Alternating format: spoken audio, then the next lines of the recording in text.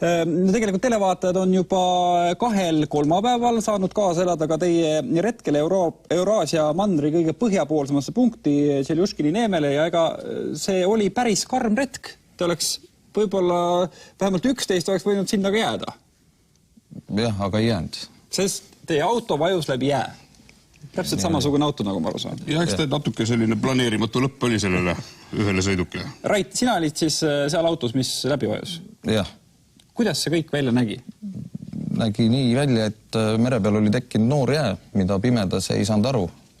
Ühesõnaga õhuke jää ja tugeva jää pealt sattusime sinna õhukse jää peale ja oligi kogu lugu, saime märjaks.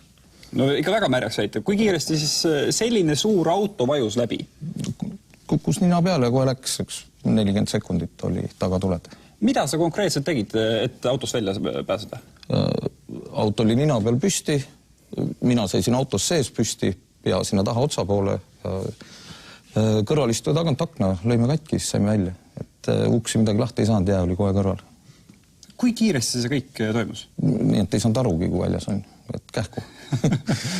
Kuidas sa selle akna lahti said? Ei saanudki, käega lõin puruks. Polnud aega. Pärast tuli käsi verine?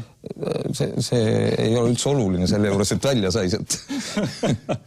Aga jah, no tegelikult ta oli selline mitmetasandiline. Üks oli see, et kui Raidi auto esimene ots kõigepealt läbi jäävajus, siis ma võtsin kaamera kätte, mõtlesin, et lähen nüüd hakkan jälle filmima, et midagi vahepeal toimub. Aga siis mõtlesin, et tegelikult ta on juba läbi jää vajunud sellel reisil umbes 8 korda.